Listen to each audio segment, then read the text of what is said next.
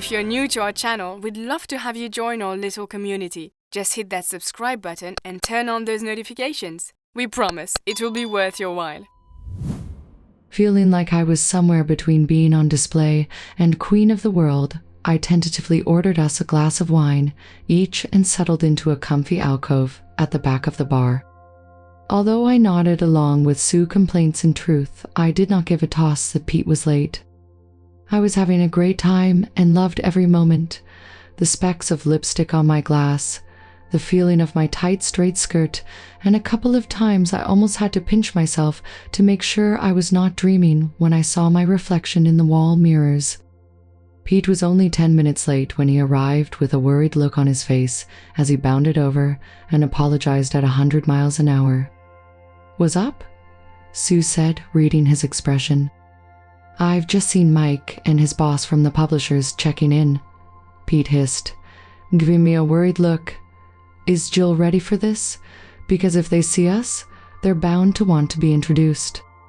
"She'll just have to be," Sue said, giving him a look that said that she would be discussing this with him later, adding cryptically, "We might have to revert to that fallback I mentioned on the phone the other day." "Okay," Pete nodded, winking at me, adding, "That won't be hard." I could tell something was going on between them behind their words, but before I could ask, Sue said with a smile, "You ready to face this, Jill?" Because she did not get any further, because at that moment, two blokes walked into the bar, and when they saw Pete, they made a beeline for us. "Peter," the younger of the two said, "I did not expect to see you until the morning. What are you doing here?"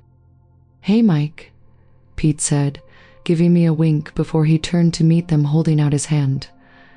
"Just treating my girls to a celebratory meal, since we got invited to join the association." The older bloke gave Sue a smile and said, "So you two lovely ladies are Susie and Jill, Peter has been telling us about."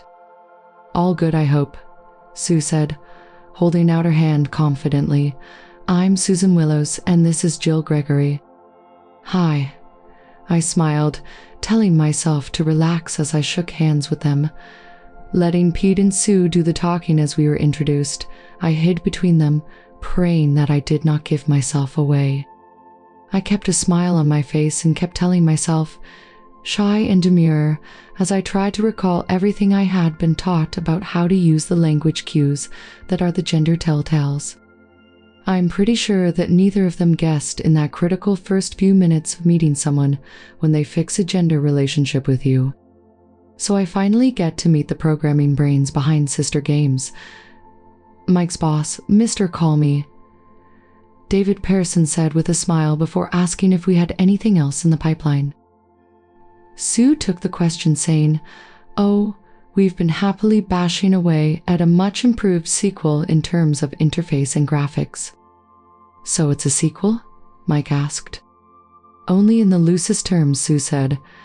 "Substantially, its uses the same basic interface principles, but the game engine has been completely overhauled and the environment is all new.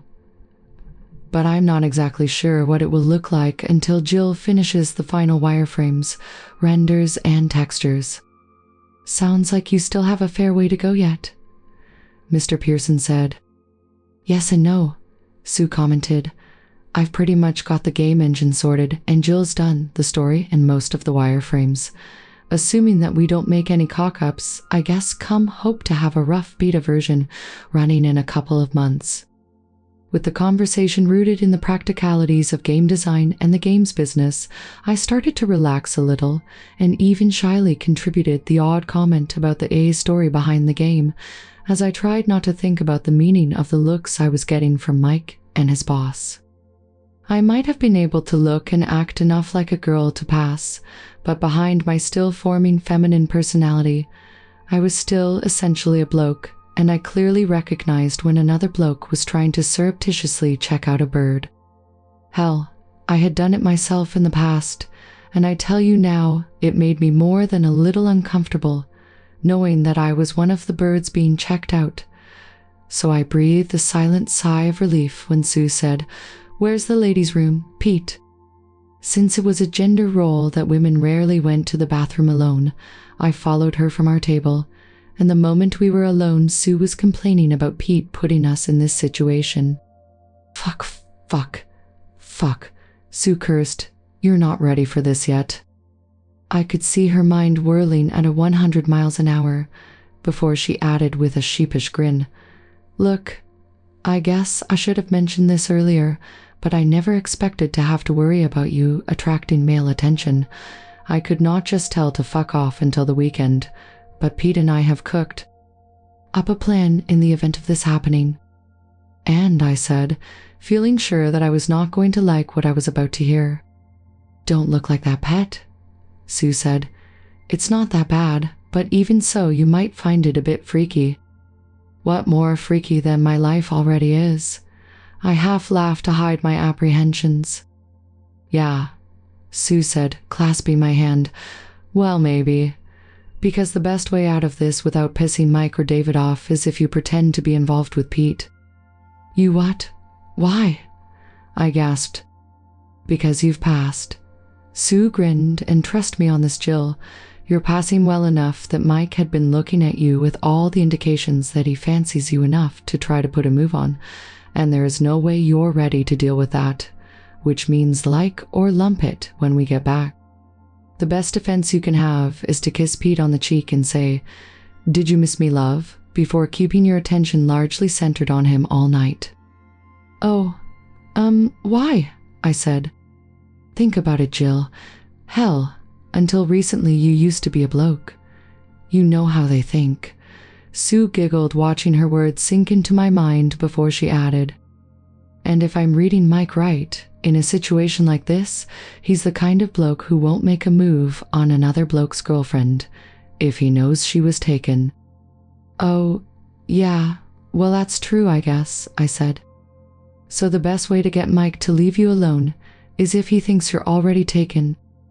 I nodded, seeing the logic of the just-in-case plan Sue had concocted with Pete as she looked at me and said very seriously, "Think you can do that?"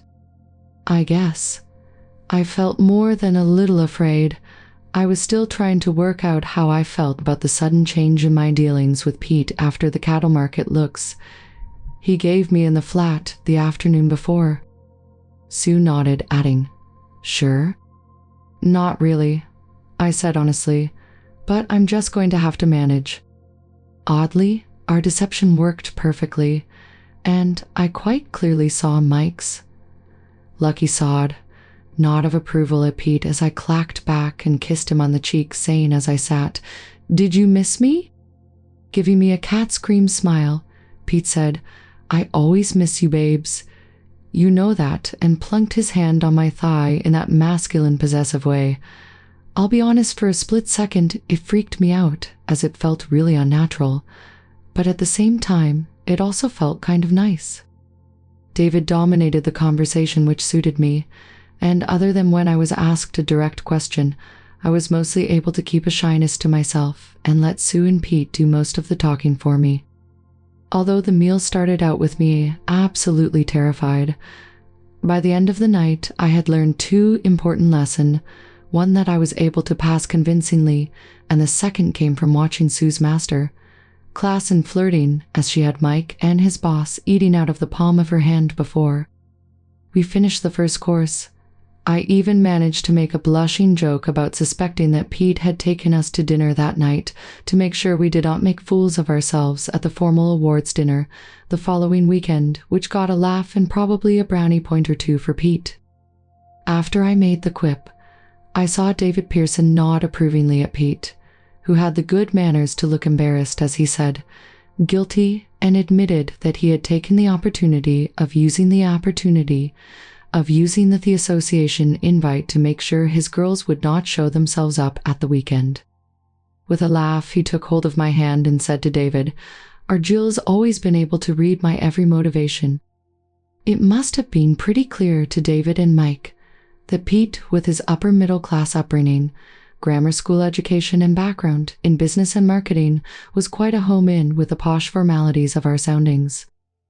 It was probably equally clear that Sue and I lacked his level of familiarity with formal etiquette and were essentially just the couple of girl nerds Pete had described. For me, the main thing that got me through the night without giving myself away was down to how Pete acted like the perfect gentleman when it came to his performance as my boyfriend. It was pretty clear that he and Sue had discussed how he was to play it, and although I was not keen on the idea, I did find pretending to be his girlfriend actually made the whole evening a lot more comfortable for myself, which, when I thought about it, was kind of freaky. The wine probably helped me, because by the end of the meal, I had relaxed into being Jill, to the point that I did not find it particularly shocking when both Mike and David gave me a very European farewell kiss before Pete led us out with his arm firmly wrapped round my nipped-in waist. Well, that went better than I expected, Sue said as we walked towards our waiting taxi. You two were terrific, and I am damn sure no one in that restaurant had the slightest inclination that you were not the couple you appeared to be. All in it was a very successful evening, and it set the tone for the next few days. Other than nipping to the corner shop, for the first time on my own, which was both thrilling and scary, the only other thing on the timetable was a Wednesday afternoon trip into Newcastle to see the therapist for a final polish. After the madness and changes in my life over the last week or so, it was really nice to just get back to something resembling normality and spend some time on the follow-up game. Although normality was hardly the way to describe life if you are living as a member of the opposite gender, and yet that alteration no longer felt abnormal. I had got used to being Jill, and I was starting to find I was no longer feeling there was anything usual about living as her, which was on the odd occasions when I thought about it very weird.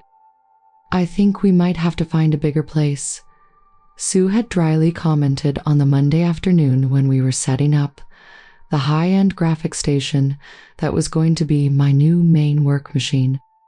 Although we had only upgraded from our old home-built computers to the top-of-line machines a few months earlier, we needed a dedicated graphic station to speed up the time it was taking to build the gaming environments. But the addition of a third PC in the lounge, along with one of our old machines for Pete on the kitchen table, meant that Sister Games had pretty much taken over our front room and kitchen. Tell Pete, I giggled delightedly by my new toy, commenting, this will make things go so much faster. Yeah, Sue said, looking at me strangely. What? I asked. Nothing, just thinking, she said dismissively. I could tell it was something important, but with Sue, if she's not ready to say something, she won't, and nothing on the earth will make her. I caught sight of the strange expression on her face on and off over the next 48 hours, but as we were up to our necks with Game 2 and trying to pack for London, I had neither the time or the inclination to find out what was troubling her. Pete, who, unless he had work to be done, was at Sue's instance still keeping his distance from the flat, arrived with his weekend case on Thursday night, clutching a bottle of bubbly and a Chinese. Over the fizzy wine and the takeaway, Sue mentioned that she hated eating her dinner balanced on her knee, which got us discussing the pros and cons of finding real business premises, and the idea really fired Pete, who was getting a little frustrated about having all the business paperwork scattered between the flat, his bedside, and his car. I'll go see the business advisor at the advice center and see what's on offer, Pete commented when we came to an agreement that we should find something more official than the flat as a company, huh? After clearing the plates away, I came back in to hear Pete chattering excitedly about the weekend's events. I pulled a face at Sue and grumbled, seeing she had nicked the single chair I had vacated to wash up. Will you be in my grave as quick? I teased as I slipped onto the sofa beside Pete without thinking about how I had automatically smoothed my skirt and crossed my legs. Probably not. Sue grinned. But you two need to get used to automatically choosing to sit beside each other and acting like you're a couple. What? Pete grinned and promptly slipped his arm round my shoulder, Like this, you mean? Yeah, just like that, Sue said, nodding with a serious light in her eyes. But closer. You should be leaning into Pete's body with his arm cradling Jill. I did as Sue asked, feeling a little uncomfortable, but seeing the logic of what she was saying when Pete added, the main danger for us in terms of Jill giving the game away will be when she has to deal with someone amorous. If Mike and David's reactions were anything to go by, I think we can take it for granted that the pair of you are going to attract attention just because you're girls. He chuckled. Perhaps I should have brought a big stick to beat them off. Yeah.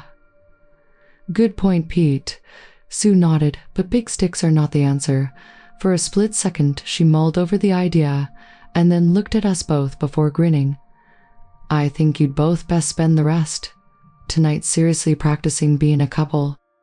Fair enough, Pete said before I had a chance to open my mouth, taking my acceptance as Red Sue spent the rest of the evening concentrating on getting us acting like a couple.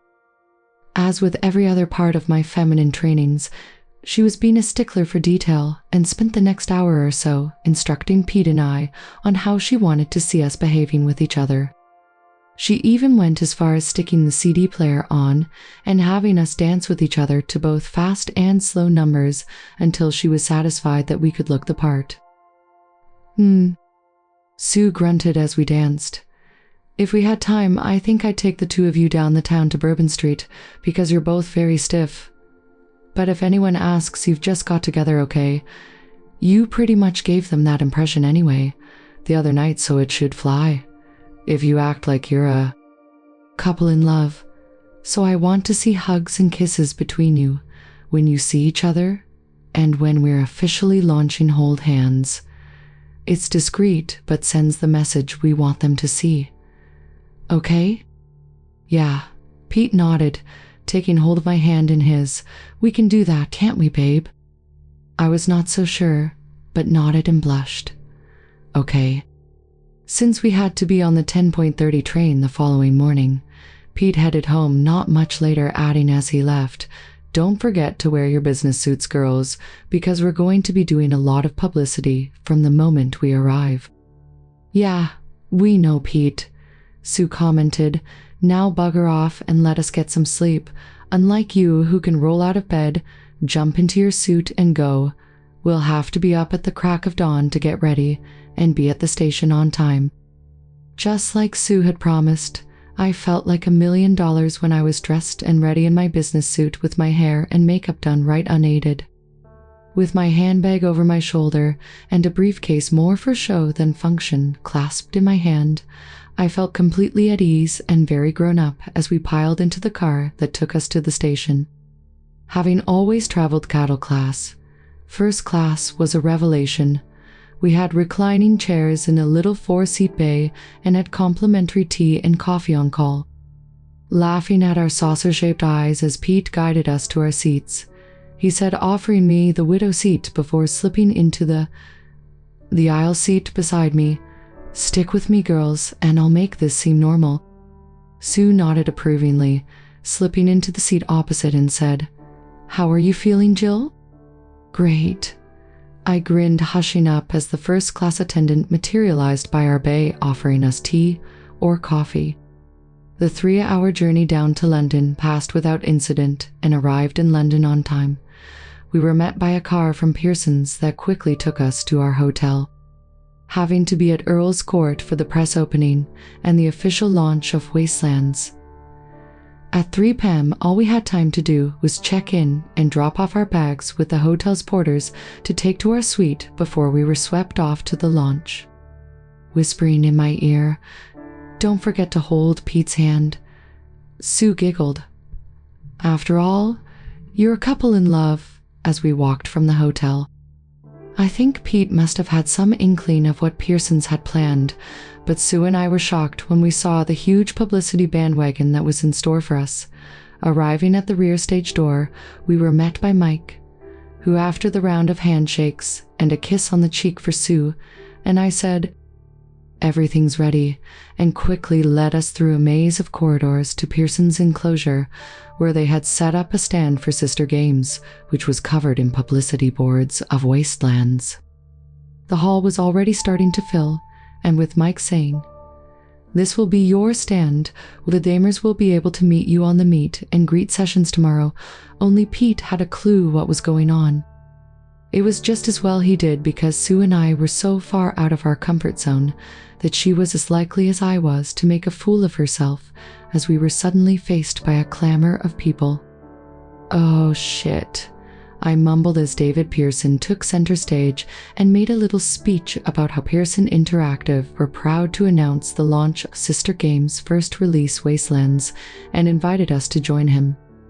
With my hand firmly held in Pete's, I had no choice but to walk beside him as he led Sue and I onto the podium and said, "Hello, everybody." After swapping a few joking pleasantry with David, he introduced Sue and I before adding with a joking grin, "Well, this is a bit different, so please go easy on Sue and Jill, because being honest, they don't get out much." With his usual easy charm, Pete gave the waiting journalists just what they wanted and fielding the technical questions to Sue between. They managed to keep the questioners entertained and, more importantly, away from me. I don't really recall much of the release, as I spent the whole time terrified as journalists shouted questions and camera flashed. "God, Jill," Sue whispered in my ear once it was over. "What have we got into?" After about an hour, the crowd broke up, and I was finally able to relax a little, but it did not last long as we were handed over to Pearson's publicity department and their photographer. In many ways, it was even worse than the bear pit of the launch, as the photographer treated Sue and I as little more than set decoration. Using the sort of patronizing language that got up Sue's nose as much as mine, he got us to pose beside Pete in some decidedly embarrassing ways, including having Pete between us kissing a cheek each in front of the Big Sur Games Wastelands banner. By the time the photographer was through with us, I was almost in tears and felt like his attitude had been degrading. But Sue was, if anything, even more upset about it than I was. The moment we were on our way back to the hotel, she gave Pete a piece of her mind and really ripped into him as she pointed out that we were not some photo. "Whore floozies." Holding up his hands, Pete said defensively, "Look, Susie, it's only publicity, and if we want to make the big leagues, we need all we can get. So just suck it up, and by Monday, it'll be over." He was annoyingly right, and although Sue and I did not enjoy the marketing side of launching Sister Games, it was pretty clear from the press reviews in the London evening papers and computer show supplement that his launch strategy had worked. Since Pearson's regarding us like the crown jewels, Sue's worries about us both attracting unwanted amorous attention was unfounded, and other than when we had to do publicity appearances, I enjoyed the weekend, although a lot of that might have had to do with being taken as a girl. Pretending to be Pete's girlfriend was also in its way kind of fun, although I did want to hit him when Mike said something to him over dinner that evening that made Pete laugh. That comes later, with a decidedly naughty note in his voice. Next day was more of the same. As we worked the stand, oddly, this was something Sue and I felt more comfortable about, having sold the early version of Wastelands at computer fairs around the Northeast. There were a few times when I felt tongue-tied with embarrassment, when people kept congratulating us, but having Wastelands being favorably compared to Tomb Raider was all very thrilling. The awards dinner was a stunning experience, and I felt amazing in the golden brown dress Sue had selected for me to wear, even if dancing in 3-inch heels did wreck my feet. What was even more amazing was that they were nominated for the Game of the Years, and when the other two finalists were standing on the podium, I was clutching Pete's hand, feeling like I was almost paralyzed with fear. Thank God we did not win, but getting highly commended meant we were inundated with requests for interviews by the media. Hell, we even had the Sun wanting to do a photo shoot with the three of us, which Sue, blessed with her cotton socks, rejected before persons could twist Pete's arm. For me, The whole experience was a cross between delight and terror about how much I was enjoying being perceived as a girl. Sure, there were parts I did not enjoy that much, but overall, I really enjoyed myself, and having to be Jill just added to that. I think it would be fair to say that I probably enjoyed it more than Sue did, mainly because I actually liked having to conform to all the appearance bullshit for the media and publicity that accompanied Wastelands being a success. Although I don't think Pete or any of Person's PR department knew it, I could tell that by Sunday evening, Sue was starting to struggle with her temper as what we were having to do, publicity-wise, conflicted with her feminist views. Seeing that she was like a bottle of pop ready to explode, I suggested to Pete that it might be best if Sue and I caught the early train back to Sunderland, because if the bloke from Person's PR called her darling or sweetheart again, she was likely to blow a gasket. Although Pete really wanted us to do another photo shoot for some magazine or other, on Monday, he recognized the signs that Sue's always volatile temper was getting to the point of blowing. Taking the bull by the horns, he quickly arranged things so he could tie up the last of the business without our presence. I'm not sure how this went down with the PR department, but to be honest, I did not care, because both Sue and I were shattered and more than a little wrung out from being in the public eye. Getting home from London exhausted, Sue and I collapsed in the front room, cradling a couple of hot chocolates wearing our night dresses. Or rather, I was. After a weekend of business suits and dresses, Sue was rebelling. Most definitely a pajamas girl, I joked. You know, this week has been the first time since we've met that I've seen you wearing a dress, Sue. Yeah. She nodded, other than my granny's funeral.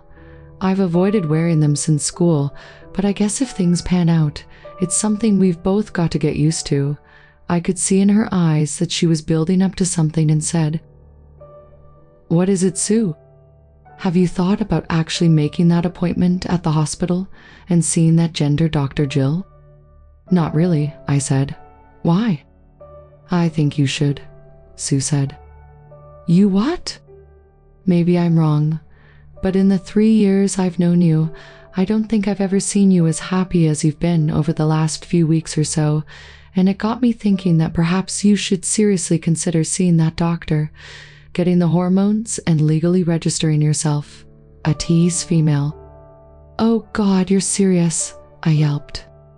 "Deadly serious," Sue said with a smile. "Look, you don't have to make up your mind just yet, but I do think it's something you should consider, because when I look at you now, I just don't see Jim anymore. Oh, and then there is the business to think about, and given the media interest we got the weekend." Sue said, "It could well take off like David expects, and if Sister Games is a success, it will mean that Jim will be superfluous to requirements, as we'll have to keep Jill around." It was a lot to think about, and that night I spent a pretty sleepless night. I liked being Jim and enjoyed the rough and tumble of male life, yet I also adored being Jill. I knew Sue was right in her estimation, that if Sister Games took off, there would be no place for Jim in that future, and having seen and experienced over the weekend the sort of life we could leading if the sequel was a success, it was pretty clear to me that only a fool would turn down such an opportunity. In the privacy of my room, I cried myself to sleep, asking myself if I was any better than one of the whores working in town, knowing that next morning I would be making the phone call.